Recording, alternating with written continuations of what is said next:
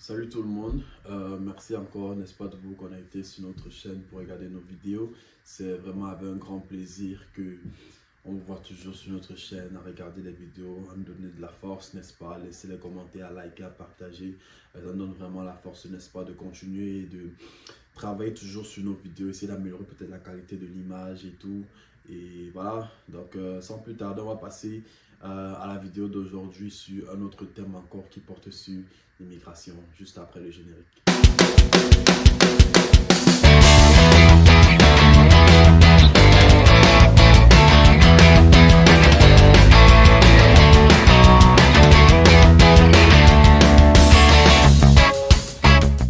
Donc, comme je l'ai dit aujourd'hui, on parlera encore de l'immigration, mais je veux toujours le rappeler, notre chaîne, ce n'est pas uniquement une chaîne d'immigration qui parle d'immigration, on parlera aussi de certains sujets sociaux, n'est-ce pas? On a eu à parler de d'autres sujets comme peut-être les finances au Canada, la carte de crédit, on a parlé de la carte de crédit, on a parlé comment bien gérer la différence entre la carte de crédit et la carte de débit et tout. On parlera encore de d'autres sujets, peut-être d'autres financiers comme la carte de crédit et autres sujets aussi d'ordre social en général. Vous voyez, donc aujourd'hui, n'est-ce pas, on va voir un peu les difficultés des nouveaux arrivants au Canada. Il y a beaucoup de difficultés qu'on peut énumérer, n'est-ce pas, mais on va en choisir quelques-uns, peut-être les plus importantes, pour qu'on puisse bien se préparer, n'est-ce pas, avant notre arrivée au Canada, parce que c'est vrai, le Canada, c'est une terre d'opportunité. Le Canada, c'est une terre, n'est-ce pas, qui peut-être où on aspire à un avenir meilleur, mais après, si on se prépare mal, si on ne s'y prend pas bien, n'est-ce pas, on peut, une fois arrivé, avoir des difficultés, passer par des moments tellement difficiles et ça peut nous créer des difficultés. On va essayer de voir les difficultés dans tout genre. On va commencer première catégorie avec les étudiants, deuxième catégorie avec les travailleurs, troisième catégorie avec les résidents permanents. Parce que peut-être nous tous, nous pouvons vivre dans la société canadienne, mais on a les difficultés différentes, on a des différentes difficultés. Pourquoi? Parce que le contexte dans lequel on arrive au Canada n'est pas le même, les raisons pour lesquelles on arrive ne sont pas les mêmes, donc on fait face à différentes choses. Donc voilà, on va commencer avec les étudiants. Et comme on le sait, plusieurs étudiants, n'est-ce pas, sont très souvent sponsorisés par leurs parents. Peut-être ils ont des garants au Canada ou bien ils ont les moyens eux-mêmes pour payer leurs études, n'est-ce pas? Et voilà, lorsqu'ils arrivent, c'est vrai qu'il y a déjà comme quelque chose déjà, un entourage, n'est-ce pas? Il y a déjà un certain nombre de choses mises en place pour pouvoir permettre qu'ils puissent réussir, n'est-ce pas, dans la société canadienne. Mais ça n'empêche pas qu'il y a des difficultés qu'ils rencontrent. Et l'une des premières difficultés, et ça ne concerne pas seulement les étudiants, mais vu qu'on parle des étudiants d'un premier cas, c'est la difficulté de l'intégration. Parce qu'il faut qu'on se dise, le Canada est différent de notre pays d'origine, que ce soit, même si on vient de l'Amérique du Nord, même si on vient de l'Europe, même si on vient des pays assez développés, culturellement parlant, c'est différent, n'est-ce pas? Le Canada a des cultures qui sont différentes peut-être des pays d'où nous venons et parfois il peut y avoir ce choc culturel, ce choc, n'est-ce pas, social lorsqu'on arrive. Donc il faut maintenant un temps d'intégration et c'est la première difficulté parce que lorsqu'on arrive dans la société canadienne, il faut savoir comment le système fonctionne, comment peut-être prendre les bus, comment le système financier fonctionne, comment les assurances fonctionnent, l'école, l'université, le déplacement, la communauté, l'environnement dans lequel on va vivre et tout. Donc c'est la première difficulté que lorsqu'on rencontre, lorsqu'on arrive au Canada, et cela va pour tout type d'immigrants, que ce soit des étudiants, que ce soit des travailleurs, que ce soit des résidents permanents, pour tout le monde. Il y a d'abord cette première difficulté que tout le monde rencontre, la difficulté de l'intégration. Ça prend du temps et dis-nous que même si on a fait des recherches sur le Canada, beaucoup de recherches sur le Canada, c'est différent que lorsqu'on arrive et on expérimente les choses nous-mêmes. Vous voyez, les recherches, c'est vrai, on peut voir à la télé à travers peut-être des films, à travers peut-être le journal, à travers peut-être nos propres recherches. Au jour d'aujourd'hui, on a les réseaux sociaux qui peuvent être nous outiller, n'est-ce pas, sur comment se passe la vie, n'est-ce pas, à l'Occident, comment se passe la vie peut-être au Canada et autres, mais c'est toujours différent lorsqu'on l'expérimente de nous-mêmes. Donc, attendons toujours à avoir un temps d'adaptation, un temps, n'est-ce pas, d'intégration. Ça ne sera pas quelque chose qui va se faire du jour au lendemain lorsqu'on va arriver, seront préparés. Une manière de se préparer aussi, c'est déjà d'entrer en contact, n'est-ce pas, avec des personnes qui sont sur le territoire. Si on a de la famille sur le territoire, si on a des amis sur le territoire, déjà entrer en contact avec eux pour qu'une fois arrivé, n'est-ce pas, ces personnes puissent nous aider à faciliter, n'est-ce pas, notre intégration, que ce soit peut-être dans la logistique, peut-être du transport, que ce soit peut-être comment les cours se passent, ce qui est bien à savoir avec les cours, ce qui est bien à savoir peut-être dans la société en général, les comportements de la société, qu'est-ce qu'il faut faire, qu'est-ce qu'il ne faut pas faire, qu'est-ce qu'il faut éviter, qu'est-ce qui est avantageux. Donc les choses comme ça, c'est des trucs que c'est bien déjà une fois lorsqu'on arrive, qu'on ait une personne ce qui comptait, n'est-ce pas. Moi, lorsque je suis arrivé, je rends grâce à Dieu parce que j'ai une famille d'accueil, j'ai mon tuteur qui m'a accueilli, j'ai fait pratiquement 1 mois avec lui. C'est lui qui m'a aidé à ouvrir mon compte bancaire, c'est lui qui m'a aidé à prendre le bus, prendre les transports en commun, comment sociabiliser. J'ai appris à connaître la société à travers lui, j'ai appris à connaître ma communauté aussi à travers lui. Donc, il faut vraiment avoir cette personne-là qui va faire le pont, n'est-ce pas, entre notre pays d'origine et la société canadienne dans laquelle on se trouve. Donc, je voulais un peu m'attarder là-dessus, sur le premier point qui concerne l'intégration et qui va de soi, en fait, pour tout type d'immigrants au Canada. La deuxième difficulté, n'est-ce pas, beaucoup plus pour les étudiants ici, je vais dire, ça sera la difficulté au niveau du logement. C'est vrai que ça va aussi de soi pour tous les autres. Les étudiants un peu moins, n'est-ce pas? Parce que, comme j'ai dit, deux fois les parents ou bien ton tuteur ou bien ceux qui te sponsorisent ou bien si tu te sponsorises toi-même, beaucoup sont ceux qui ont déjà prévu ça. Certaines agences même prévoient des logements, n'est-ce pas, pour les étudiants. Donc, très souvent, les étudiants, une fois arrivés, ils ont déjà des logements. C'est pas quelque chose en fait, beaucoup d'étudiants souffrent de cela, mais ça peut arriver. Pourquoi? Parce que deux fois, on n'a pas la bonne information sur le coût de vie au Canada et ce qui peut créer le problème de logement, n'est-ce pas? Parce que j'ai fait une vidéo là-dessus, allez regarder mes vidéos sur la vie d'un étudiant au Canada, vous allez voir un peu de quoi je parle. On a essayé de brosser un peu les différents le coût de vie, n'est-ce pas, au Canada, les expériences des étudiants au Canada. Et je pense que c'est souvent ça, souvent qui peut créer des étudiants à souvent arriver et se rendre compte que voilà, le loyer est plus cher que je ne pense, ou bien dans la mouvance de vouloir partir, les parents ont peut-être dépensé, les parents ont peut-être payé peut-être 1 mois, 2 mois, 3 mois de loyer sans vraiment s'en rendre compte à quel point c'était cher. Vous voyez, parce que dans la mouvance comme ça, on peut payer, oui, parce qu'il faut que l'enfant parte, il faut que mon enfant parte, il faut que je parte, il faut que voilà, mon frère, ma soeur viennent, n'est-ce pas? Et on a dépensé comme ça. Mais après, au bout de 4 mois, au bout de 5 mois, on se rend compte que ouais, tiens, ben, c'est cher, c'est vraiment cher. Et les parents maintenant peuvent commencer, ça peut commencer à être très difficile, ça peut commencer à être ça. Donc, un conseil que je dirais, faites vraiment des recherches là-dessus, informez-vous sur comment est le coût de vie au Canada. Et ça peut aussi vous aider, n'est-ce pas, dans la région, dans le lieu géographique, je vais dire, où vous pouvez aller. Au Canada, on a 10 provinces et les 10 provinces ne sont pas pareilles. Vous voyez, il y a des provinces qui sont plus chères que d'autres. Je ne vais pas revenir faire une autre vidéo sur ça. On en a parlé sur la vie d'un étudiant au Canada. Allez regarder ces vidéos-là, ça sera très très instructif. Donc voilà, je dirais le problème de logement et ça c'est lié aussi au problème des finances parce que voilà, si le logement commence à devenir trop cher, si ça commence à peser pour les parents à un moment donné, il va falloir que on se débrouille tout ça là. Bon, après c'est vrai que en tant qu'étudiant, n'est-ce pas, on peut travailler, on peut faire de l'argent. Une fois sur le territoire canadien, le gouvernement donne la possibilité de travailler à des heures limites, n'est-ce pas, durant nos études et pendant l'été, travailler un peu plus longtemps. Mais comme j'ai dit, le travail va avec l'intégration. On a vu que un des premiers points, une des premières difficultés lorsqu'on arrive, c'est l'intégration. Parce que pour pouvoir trouver le travail, il faudrait que d'une manière ou d'une autre, on soit quand même assez intégré. Si on n'est pas assez intégré, ça sera difficile pour nous de trouver le travail. Et comment est-ce qu'on sait comment on l'applique pour le travail, comment on sait comment on recherche le travail, où commencer à rechercher le travail, quels sont les travails qui sont facilement accessibles pour les étudiants et autres. Donc, je dirais, le logement, c'est quelque chose de délicat. C'est vrai que, là, comme je dis, la majorité des étudiants n'ont pas ce problème-là parce qu'on a déjà tout pris en compte avant qu'ils ne viennent. Mais c'est aussi quelque chose à soulever parce que des fois, on peut payer et tout.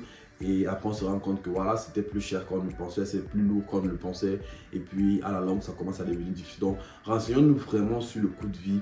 Renseignons-nous vraiment sur comment ça se passe au Canada en termes de logement, en termes de coût de vie, afin ça puisse nous aider, n'est-ce pas, lorsqu'on postule même pour les écoles où aller. Et puis, rappelons-nous que maintenant, le Canada a des quotas aussi de province. Donc, chaque province a un quota, un nombre d'étudiants qu'ils peuvent ramener. Donc, c'est tout ça qu'il faut prendre en compte, n'est-ce pas? Et lorsqu'on fait le choix de notre province, on prend tout ça en compte, le logement et autres, afin d'être sûr qu'on prend une décision sur le long terme, pas sur le court terme.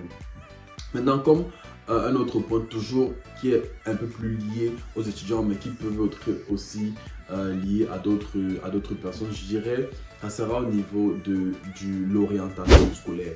Je connais plusieurs personnes qui sont arrivées et qui ont des difficultés avec l'orientation. Moi-même, lorsque je suis arrivé pour un programme, mais arrivé, je me suis rendu compte que bon, un autre programme pouvait être mieux, vous voyez, et j'ai dû me réorienter. Donc, c'est pas une mauvaise chose à faire. Vous pouvez avoir un programme qui peut-être ne vous parle pas et arriver sur le territoire, vous appliquez pour un autre programme. Si vous avez la possibilité d'avoir l'admission pour ce programme-là, vous pouvez aller fréquenter là-bas. Mais je dirais, ça peut aussi perdre le temps. Moi, je suis venu comme ça, par exemple, pour mon cas, je suis arrivé, j'ai fait des cours d'anglais. Et lorsque je fais les cours d'anglais, ça va donner un peu le temps aussi de revoir encore mon programme. Est-ce que c'est la comptabilité qu'il faut faire? Est-ce que c'est quoi qu'il faut faire? Et puis, j'ai postulé sur le programme qui m'intéressait le mieux dans la même université où j'étais. Et puis, j'ai donc fait notre programme. Donc, je dirais le choix du programme. Je connais beaucoup qui sont arrivés. Là, ils ont pris des programmes, ils se sont rendus compte ici. Peut-être le programme ne va pas les qualifier pour la résidence permanente. Ou bien le programme ne va pas les qualifier pour le permis de travail. Ou bien le programme est assez léger. Peut-être c'est un programme juste d'1 an. Et ça va donner un permis de travail d'1 an. Comme on parlait tantôt dans d'autres vidéos. Regardez les vidéos sur le choix, n'est-ce pas? En fait, les vidéos qui parlent des études au Canada, n'est-ce pas? J'ai fait des vidéos là-dessus. Allez regarder cela. Donc, le choix vraiment du programme, comment s'orienter, je crois que c'est quelque chose qu'il faut bien faire des recherches dessus avant d'arriver au Canada, avant de postuler pour une école, postuler dans le programme vraiment qui nous arrange. Et même si on a postulé sur un programme dans ce territoire, on se rend compte que peut-être c'est pas trop ça. Faisons des recherches rapidement afin de pouvoir postuler pour un autre programme et commencer nos études. Et je tiens à dire aussi qu'il faut faire attention. Si vous avez un programme collégial, faites attention aussi si vous avez un programme aussi universitaire, parce que si vous changez du collège à l'université, très souvent il faut signaler aussi au gouvernement pour que le gouvernement sache que voilà, vous ne serez plus au collège, vous serez maintenant à l'université. Je pense que en termes de permis d'études, il y a un peu de différence. Après, ça reste encore à voir. Je pourrais revenir encore là-dessus pour donner encore plus d'explications. Mais à ce que je sache, c'est que lorsque vous quittez du collège pour aller à l'université, il va falloir signaler au gouvernement. Donc, l'orientation, c'est quelque chose de très très important. Je connais ceux qui ont perdu du temps aussi à cause de l'orientation. Ils ont fait un an d'école et puis après, c'était compliqué, le programme était difficile et tout ça. Peut-être ils sont allés, ils voulaient faire ingénierie. Après, ils se sont rendus compte, ouais, c'est compliqué. Je vais revenir maintenant plutôt faire, je sais pas, les finances et tout. Leur dossier allait faire peut-être, je sais pas, informatique, c'était compliqué. Après, ils sont revenus, non, je vais faire la comptabilité. Donc, évitons le plus que possible de perdre le temps avec nos études et de nous donner des difficultés pour rien, n'est-ce pas, pour pouvoir justifier encore pourquoi on a pris plus de temps qu'il ne faut devant le gouvernement. Et sachant aussi qu'en tant qu'étudiant international, ça coûte très cher les études. Donc, il faut vraiment, dès le prime abord déjà bien s'orienter, bien prendre le programme qu'il faut, n'est-ce pas, pour pouvoir assurer que, n'est-ce pas, nos études vont se passer dans les normes. Donc, je veux me limiter à ces 3 points-là. On pourra revenir encore là-dessus en ce qui concerne les étudiants, n'est-ce pas, les différentes difficultés que les gens peuvent rencontrer au Canada. Mais je dirais, de prime abord, ce sera l'intégration. Et comme je l'ai dit, une des solutions à ça, c'est vraiment essayer d'entrer en contact avec nos amis, avec un membre de la famille qui peuvent nous aider à nous intégrer aussi. La deuxième difficulté peut être aussi le logement, n'est-ce pas. Des fois, c'est difficile avec le logement, surtout que les logements deviennent de plus en plus chers au Canada. Donc, ça sera bien de faire des recherches pour savoir quelle est la province la plus appropriée, quelle est la meilleure ville la plus appropriée, n'est-ce pas, pour nos études, pour notre avenir scolaire, afin que, n'est-ce pas, ceux qui nous sponsorisent, ou bien ceux qui payent nos études, n'est-ce pas, puissent avoir du souffle, ne puissent pas trop souffrir, n'est-ce pas, durant nos études. La troisième difficulté, on a vu, c'est en ce qui concerne, n'est-ce pas, l'orientation scolaire. On va se limiter à ça, on pourra revenir sur notre vidéo. Je sais qu'il y en a beaucoup à dire à ce qui concerne les difficultés. Je vais juste essayer d'effleurer aussi les deux autres catégories, travailleurs et résidents permanents. En ce qui concerne les travailleurs, je tiens à préciser que il y a deux types de travailleurs, ceux qui arrivent à permis de travail ouvert, ceux qui arrivent permis de travail fermé. On a déjà eu à voir la différence ici entre le permis de travail ouvert et le permis de travail fermé. Je ne vais pas revenir faire la vidéo là, allez regarder les vidéos et voilà, pour avoir un peu plus de base sur ce qu'il en est ici. Donc, je dirais les travailleurs ont presque la même difficulté, mais celui qui a le permis de travail ouvert a un peu plus une grande difficulté. Pourquoi? Parce que lorsque celui qui a le permis de travail arrive, il n'a pas une garantie de travail. Ça veut dire qu'il arrive sur le territoire et lui, maintenant, il doit chercher à avoir un travail, il doit chercher un travail. Or, celui qui arrive à un permis de travail fermé, quel qu'en soit, que le travail lui plaise, que le travail ne lui plaise pas, au moins il a une garantie d'avoir un travail, n'est-ce pas, une fois arrivé au Canada. Donc, ça veut dire que déjà au niveau déjà de gagner sa vie, n'est-ce pas, il est déjà à au moins sa 50% garantie de ce côté-là. Mais celui qui a le permis de travail ouvert, il faut arriver sur le territoire et trouver le travail. Et donc, maintenant, vient la difficulté de comment vivre. Donc, comment vivre une fois arrivé au Canada. Là, maintenant, ça peut commencer à être difficile financièrement. Et là, maintenant, il va falloir faire maintenant des recherches sur quelles sont les différentes choses que le Canada met à disposition, n'est-ce pas, pour pouvoir aider, n'est-ce pas, les uns et les autres. Quels sont les différents canevas. Là, maintenant, il va falloir faire des recherches là-dessus. Mais comprenons que une des solutions à ça, c'est vraiment de se préparer financièrement. Vraiment, vraiment, préparons-nous financièrement avant d'arriver au Canada. Parce qu'on a parlé de l'intégration, c'est pas déjà facile avec l'intégration. Deux fois encore, si on ne parle pas bien la langue, si on ne comprend pas bien la langue peut être aussi une barrière à notre intégration, à notre émancipation et même dans pour trouver l'emploi, parce qu'on a vu tantôt, si on n'est pas assez intégré, ça serait difficile de se trouver l'emploi. Comment postuler, où chercher, où faire la demande, c'est ça le plus important. Donc maintenant, durant ce temps de transition là, durant ce temps d'attente là, comment est-ce qu'on vit, comment est-ce qu'on paye notre loyer, comment est-ce qu'on fait les choses. Et je tiens à mettre l'accent ici, et c'est quelque chose qui va aussi, et c'est une difficulté aussi qui peut être aussi rencontrée chez les résidents permanents, ceux qui arrivent à la résidence permanente. Venons avec des réserves d'argent. S'il vous plaît, c'est un conseil que je donne. Venons avec des réserves d'argent. Si on a la possibilité, payons plusieurs mois de loyer à l'avance. S'il y a des gens qui peuvent nous héberger, c'est bien. Venez, ils vont vous héberger du moment qu'ils peuvent vous héberger, mais quelqu'un peut vous héberger aussi de manière indéfinie. Donc, à un moment donné, chacun va se lasser. À un moment donné, il y aura la limite, n'est-ce pas? On ne pourra pas vous héberger, voilà, jusqu'à éternellement. Vous voyez, dans un moment donné, il va falloir que vous vous battez de vous-même, vous volez de vos propres ailes, n'est-ce pas? Il va falloir que vous ayez de l'argent, n'est-ce pas, mis de côté pour pouvoir payer le loyer. Et moi, je dis, le plus important, c'est le lieu où vous allez poser votre tête pour dormir. C'est le loyer, c'est votre maison. Donc, trouvez les moyens pour payer au moins, à minima 3 mois. Je dirais à minima 3 mois. Donnez-vous au moins 3 mois pour avoir la tête tranquille, la tête reposée. Parce que lorsque vous avez déjà votre petite chambre, lorsque vous avez déjà votre petit appartement où vous dormez, où vous vous reposez, n'est-ce pas? Même si vous ne mangez pas tous les jours, au moins vous avez un espace, vous avez votre intimité, vous avez un espace où vous n'êtes pas encombré, vous n'êtes pas en difficulté. Doucement, doucement, vous pouvez vous orienter, vous pouvez commencer à chercher le travail. Et je dis 3 mois, ça c'est le minimum. Vraiment, 3 mois, c'est le minimum. Vraiment, c'est le minimum. Lorsque vous voulez payer 3 mois de loyer, et des réserves financier lorsque vous allez arriver, parce qu'une fois arrivé, il va falloir que vous vous adaptez avec le bus. Il y a les tickets de bus, ça se paye 2 fois mensuellement. Il va falloir que vous adaptez avec la nourriture, il va falloir que vous payez de quoi vous allez manger, ce que vous allez vêtir 2 fois, les habits d'hiver et autres. Ça concerne aussi les travailleurs, ceux qui viennent avec le permis de travail fermé, parce que même ceux qui ont le permis de travail fermé, lorsque vous arrivez au Canada, on paye après 2 semaines. Donc si vous commencez à travailler, on va pas vous payer. On va vous payer après 2 semaines. C'est vrai que différemment peut-être de d'autres pays on paye à la fin du mois. Ici, quand on paye après 2 semaines, 2 fois ça peut vous payer aussi à la fin du mois, parce qu'il y a 2 fois des paiements qui sont en retard. Le travail, vous travaillez d'abord 1 mois avant qu'on vous paye et ça commence à vous payer maintenant après 2 semaines. Donc on vous paye 2 semaines en retard.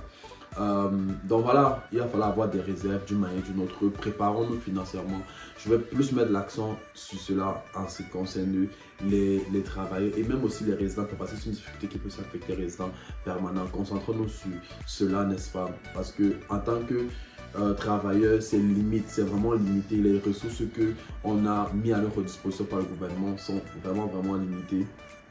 Et vous êtes différent d'un résident permanent qui peut avoir plus d'accommodation. Donc voilà, préparons-nous vraiment financièrement pour pouvoir, n'est-ce pas, nous prendre en charge pendant ces 1 mois, 2 mois, 3 mois où on va rester, on n'aura pas de travail, on n'aura pas la capacité de gagner de l'argent, n'est-ce pas? Comment est-ce qu'on fait, comment est-ce qu'on vit pendant ce moment-là? Parce que je ne vais pas revenir sur l'intégration, parce qu'on a vu que l'intégration, n'est-ce pas, c'est relatif pour tout le monde, on a déjà parlé de ça. Je ne suis pas revenu là-dessus. Donc, je vais plus mettre l'accent ici sur, au niveau du logement, au niveau de comment vivre pendant qu'on recherche, n'est-ce pas, le travail. Donc, ce que je pouvais dire un peu pour les travailleurs, on pourra refaire encore une autre vidéo, comme je l'ai dit, pour parler encore un peu plus en détail des différentes difficultés et autres une fois arrivé. Et pour en ce qui concerne maintenant les résidents permanents, je dirais c'est similaire un peu aux travailleurs, n'est-ce pas? On a toujours l'intégration qui est toujours une difficulté, on a toujours aussi le stand-by, parce que du moment qu'on attend de trouver un travail, le résident permanent, lorsqu'il arrive, il est comme sur un permis de travail ouvert. Vous arrivez, vous n'avez pas nécessairement de travail qui vous attend, vous n'êtes pas nécessairement une personne qui vous attend, donc vous venez vous chercher en quelque sorte. Donc, une fois arrivé, où est-ce que vous allez vivre? C'est une question, parce que lorsque vous arrivez maintenant, où est-ce que vous allez vivre?